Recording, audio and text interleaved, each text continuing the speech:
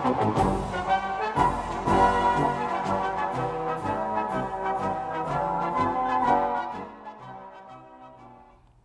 evening. My name is Trudy Adams, and I am a member of the League of Women Voters of the Ann Arbor area. I welcome you to tonight's forum featuring candidates for Washtenaw County Board of Commissioners, Districts 8 and 9. The candidates will be on the ballot in the general election on Tuesday, November 6, 2018. We are broadcasting from the studios of CTN in Ann Arbor.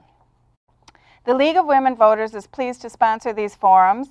The League is a nonpartisan, civic and political organization that encourages informed and active participation of all citizens in government. The League works to increase understanding of major public policy issues and seeks to strengthen and broaden knowledge about our form of government and democracy.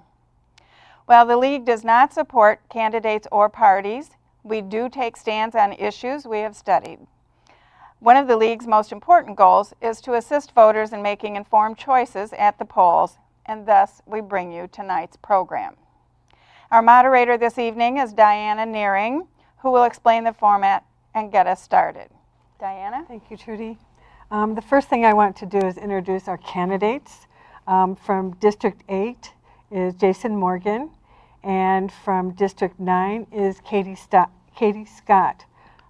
Jeff Galentine from District 8 was invited, and so was Stuart Berry from District 9, but they were unable to attend tonight. The format is as following. Each candidate will have an opening statement of up to 1 minute. Each candidate will have a closing statement of 90 seconds. I will ask questions that have been submitted from the Washtenaw County community, and I will read the questions only once. Each candidate will have 90 seconds to respond. The timers will hold up their paddles indicating the remaining time, and finally a stop sign. Please stop when indicated so that everyone has an equal opportunity to participate. The order of speaking was determined by a drawing before we began, and the candidates are seated in the order of the numbers they drew.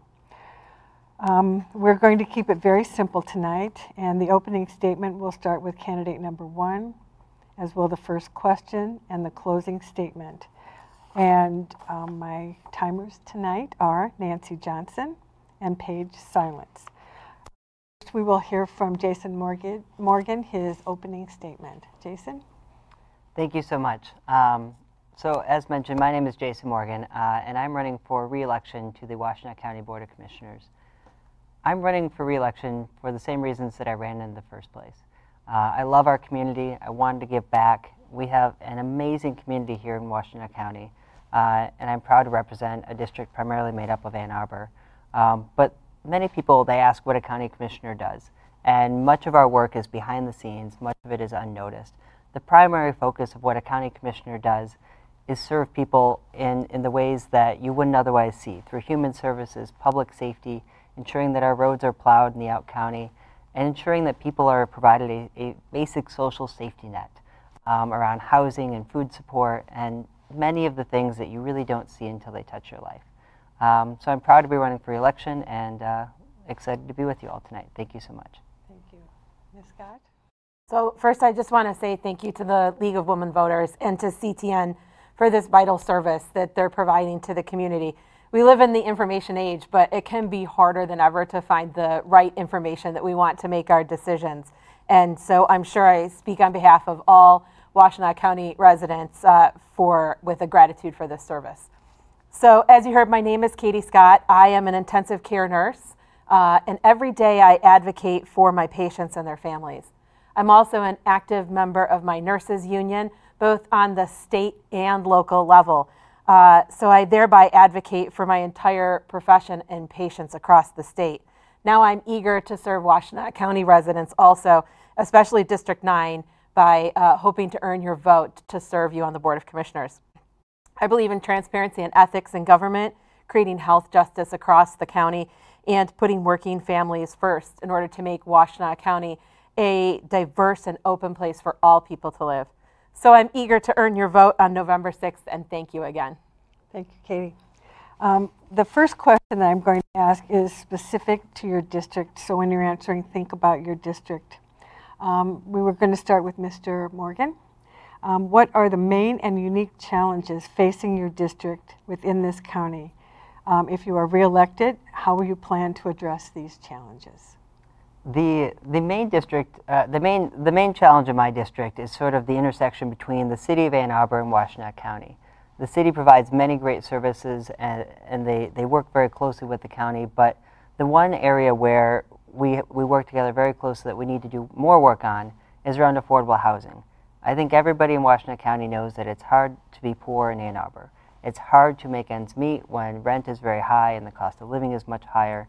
And that's an area where the county and the city in particular are trying to invest in affordable housing. So one of the most recent things that we did as a Board of Commissioners is invest in affordable housing through the Platte Road project, which will provide 50 units of affordable housing for 99 years, which is something that is unique and different than any other affordable housing project we've seen in a while in this area. And above and beyond that is this project will be environmentally sustainable and have just this phenomenal way of ensuring that we provide meaningful affordable housing for those who are most in need and for the longest period of time we can. So that's one of the big challenges. There are many, transportation being a key factor as well. So one of my priorities has been working with AATA and our other communities as well to improve accessibility to be able to get to Ann Arbor and to get to Ypsilanti and Chelsea and Dexter and all parts of our county. So there isn't necessarily one particular issue that just touches my district. I'd say it touches the entire county as a whole. Thank you. Ms. Scott? So I live in District 9, and District 9 is primarily the west side of Ann Arbor. So like Jason, really looking at majority of my district in Ann Arbor City. We in District 9 are increasingly affected by the Gelman plume. That is definitely something that people are interested in District 9, and so that will be something we'll have to look at the county. The county is already party to the lawsuit, but we need to be talking, especially in District 9, to people about the EPA Superfund and what we can do with that. We also have an issue in my area with affordable housing too. So I bought my house 10 years ago, and now 10 years later it would be unaffordable for me as a working professional, as a nurse. And what we need to do is address affordable housing so that people who work in our community can also afford to live in our community. I love living in Ann Arbor. I have a son who just started middle school, and he loves Ann Arbor too. He wants to stay in Ann Arbor, which might be a short-lived desire of his. But for now, that's what he wants. And I want to keep Ann Arbor someplace where he can come back to and he can stay and live and have that housing be affordable for him and his future family as well. We also have to deal with transportation issues and how people are getting around the county and finding their way to those jobs that hopefully they have in place as well. So a number of issues specific to my district. And it's exciting to think about being able to work at those on the county level and address issues across the whole county as well. Thank you. I guess you're the next question, believe it or not.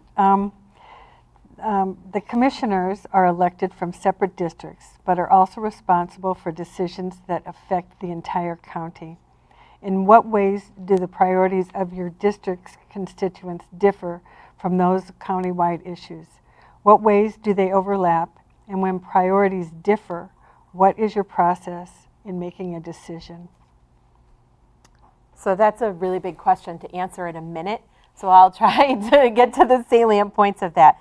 So there's always a tension in some ways between thinking about what the district wants and what things happen at the county level. But I think you have to think about what drives your motivation to represent people in the first place. I feel really confident that the people in District 9 have some of the same values that I do, and that what we're looking for are things like social equity and health justice across the county, and that people in District 9 would support that on a county level. To be able to represent both my district and the county, you have to develop relationships with other people in the county, the other commissioners on the county. You have to work as a team. You have to work in concert with each other. I think that it's important that we pay attention to everything in the county. One of the ideas I've had to think about fostering relationships is sometimes taking those meetings that we have as the county commission that are a mile from my house. So that's really fantastic for me. but it would be really interesting to pull some of those meetings into different parts of the county to try to get other people involved, take them out to Dexter, take them to Ypsilanti. So those communities there can access those meetings and become involved more clearly too, and have their voices heard at the county level. Thank you, Ms. Scott. Mr. Morgan? Yeah, I think as Katie well articulated, it is hard to sometimes separate your district's issues from the rest of the county, because we do represent the county as a whole. And many of us, particularly running in our districts, are people who believe in social justice and equity and trying to ensure that we're lifting everybody up.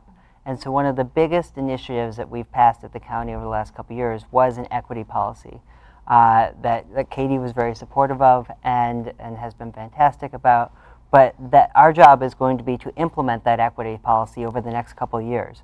So what that means is that when we're making funding decisions, we're not thinking just about our districts. We're not thinking just about the city we live in. We're thinking about the county as a whole and looking at where are the hardest hit, not just cities or municipalities, but census tracts. So really narrowing in based on data, based on something called the Opportunity Index, that you can really look at, what are the health disparities, life expectancy disparities. It's absurd that we are one of the most segregated communities in the state, and one of the most segregated counties in the nation, actually, around the different parts of our county and how our people are doing. So even though we represent districts in Ann Arbor, we're going to be trying to help census tracts in Whitmore Lake, Ypsilanti, and rural parts of the county, as well as our own districts, to ensure that we're focusing our efforts and helping those who need the most help. Because it's not just about equality at this point, it's about equity and putting additional resources where it's really needed. So we have a lot of work to do, and I'm excited to do that. Thank you, Mr. Morgan. Question number 3, it is dealing with the Platte Road project, which you both have already mentioned, but it's a little more detailed, so we're going to ask you to get a little more into the weeds. And Mr. Morgan, you will have an opportunity. The Board of Commissioners is considering the authorization of 2 purchase agreements for the county's property on Platte Road, which is in District 7. One with Thrive Collaborative and the other with Avalon Housing. The proposal is to develop the site for residential housing, which will include some low-income residential housing. Thrive has proposed to purchase 9 acres of this site for $1,200,000, which is well below market rate. What's your position concerning the sale of this property for that amount, and what impact do you think it will have on countywide? Yeah.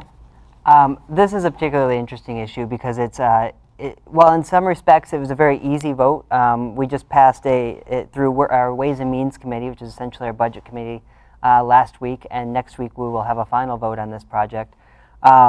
It's easy in the respect that it is a project that looks beyond 20 years. It looks to 99 years of affordable housing, and we're providing a more meaningful affordable housing for people than we've ever done in our community. So these units will be affordable down to 30% AMI, which is sort of the lowest level of affordable housing and the hardest to get in Ann Arbor in particular because of the cost of land.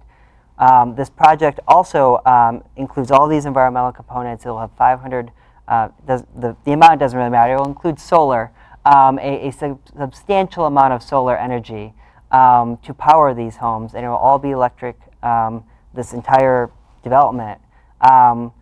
Which does mean a lot, but the other really, really important component of this is that this was developed through conversations in that neighborhood and in the community that's right near my house to figure out how do we get residents from being concerned about this not just being a park, but being some sort of development that comes in and interrupts and changes the culture of the neighborhood.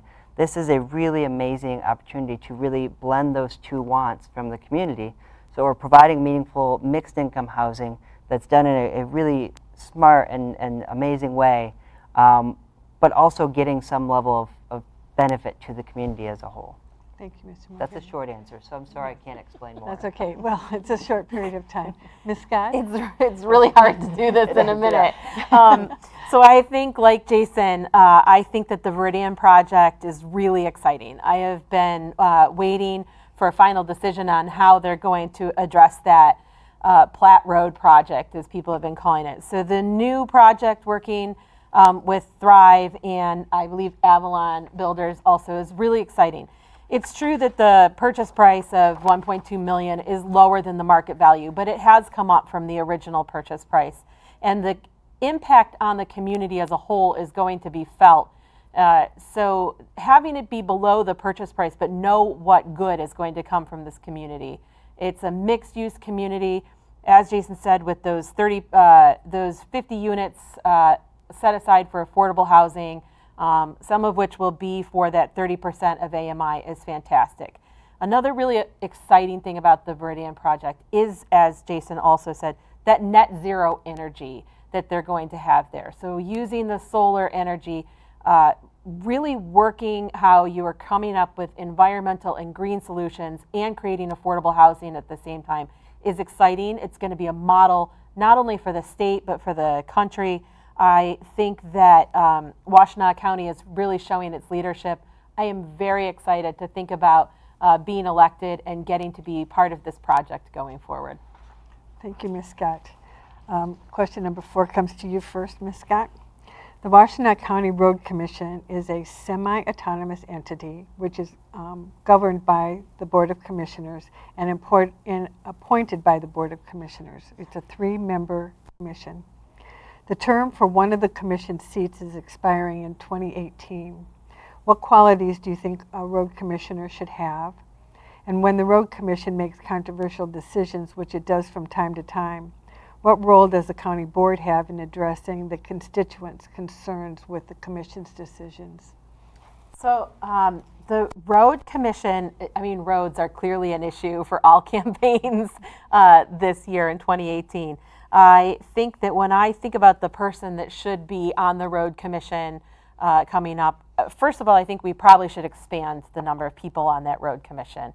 Right now I think it's 3, and you probably should have more people. There's an interesting intersection with the roads and the county together that limits some of our ability to play the role that I think we should entirely play in the county government. But somebody going on to that commission has to be somebody who is clever and nimble and intelligent and has subject matter expertise in this area. I was talking about this before, and I said I have a friend who is an engineer, and he's either a concrete or cement engineer, and he assures me they're very different, but I don't know the difference, so somebody on the road commission should know the difference between that. We should have diverse representation there, and somebody who is really willing to think about the utilitarian nature of our roads, but also some of those roads and the natural beauty that they have in our community. So think about those things back and forth. And absolutely the road commission, the road commissioners should be accountable to the public. There is a lack of accountability that I see right now with the road commissioners, and we need to think about how to make that more accessible to people and have that accountability be there. Thank you. Mr. Morgan?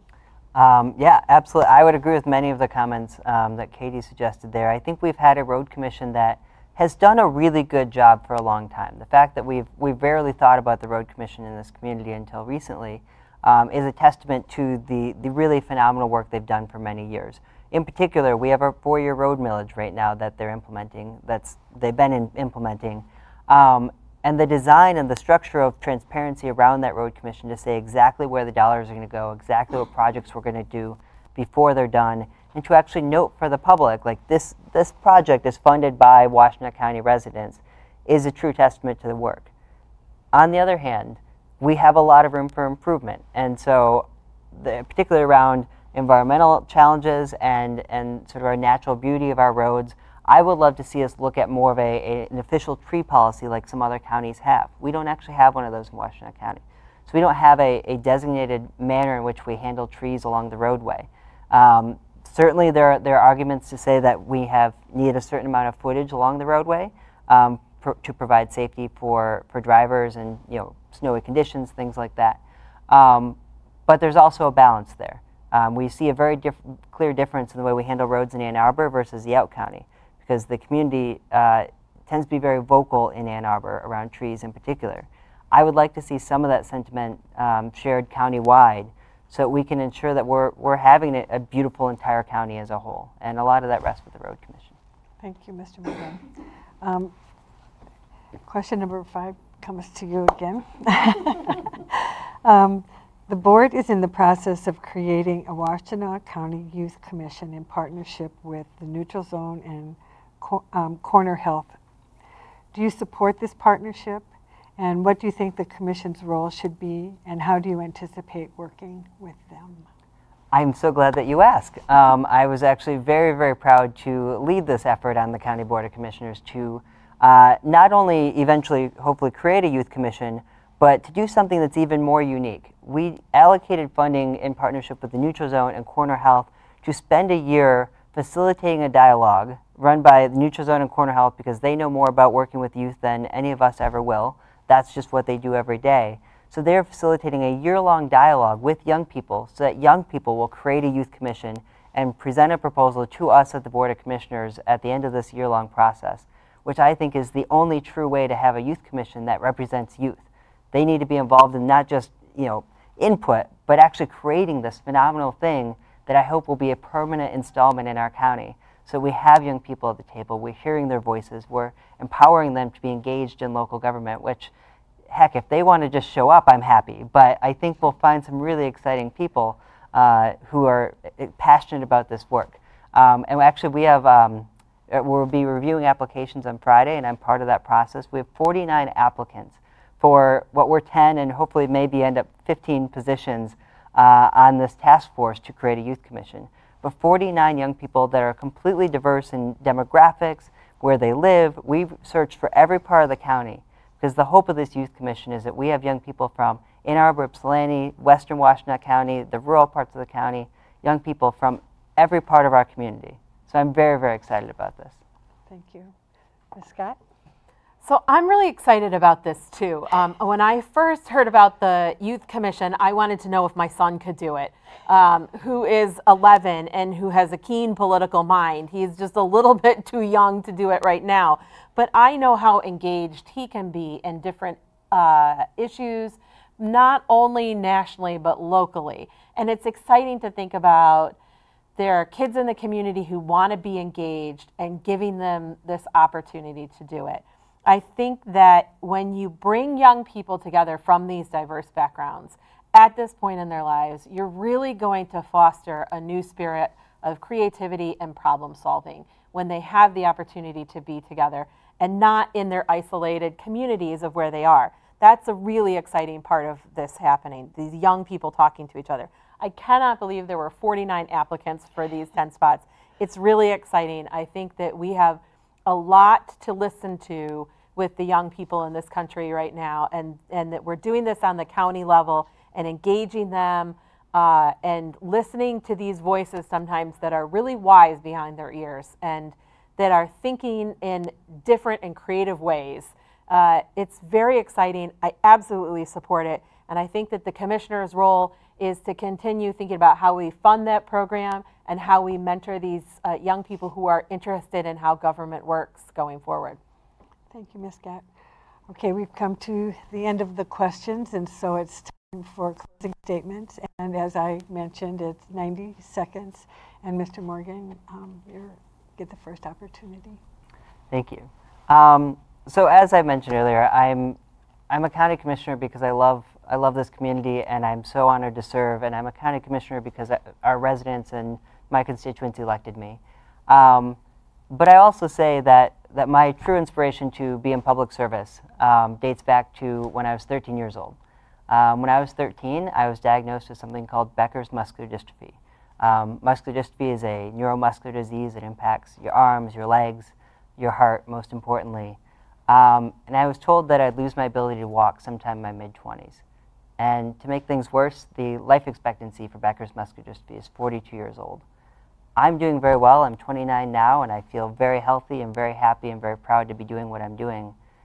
But when I learned about this diagnosis when I was a kid, I at some point realized that the thing that really inspires me to keep going every day is the ability to help people and to serve and to do something for others and to make a positive difference in the world. We as elected officials have that ability, and it's up to us as to how we choose to use that. So we can use our ability to empower young people. We can use our ability to empower those who are most in need in our community and to give them the tools they need to try and succeed and to have a life that they are proud of. So I'm here because it's the thing that inspires me to get up in the morning. And I'm so honored to be running again, and I'm so honored to be next to Katie and excited about so many amazing candidates running for this office this year. Thank you, Mr. Morgan. Ms. Scott? So I can't believe that our time is up already and that questions are done. I want to just echo my statements earlier about my thanks to the League of Women Voters, CTN, to people watching, and to all the other candidates, Jason here with me, and any candidate who's running in these elections in 2018. It's a scary thing to get up and decide that you're going to run for government and have that scrutiny and go knock on people's doors who you don't know. But every one of us who's doing it is doing it because we believe that we can be a voice to try to make things better in the world. I am a nurse, so every day when I go to work, I advocate for people at the bedside. I came this evening from negotiations, from trying to get a new nursing contract, why I'm all in red for labor. And so advocating for people and speaking up for my community is something that I do. And it was something I thought, how can I take this skill that I have in advocating for people and do more for my community? And that inspired me to think about running for this board position. I'm really excited to serve with people who are on the board, like Jason, who will hopefully be reelected, and other members of that board. I think that the work that the board is doing now is exciting. I am eager to earn your vote going forward, and thank you once again for having us. Thank you, Ms. Scott. Thank you. The League thanks the candidates for participating in tonight's forum, to those who contributed questions, and to CTN for making this program possible. These forums will be rebroadcast on Channel 19 a number of times between now and the election. They are also available on demand for streaming on your computer and smartphones. Go to our website, lwvannarbor.org, and look for the link to the programs. Please urge friends and fellow residents to watch these forums too. For additional nonpartisan information on candidates and ballot issues, go to vote411.org, the League's voter resource guide covering local, state, and federal candidates and current proposals that will appear on your ballot. Information is available. Please educate yourself and be sure to vote November 6th.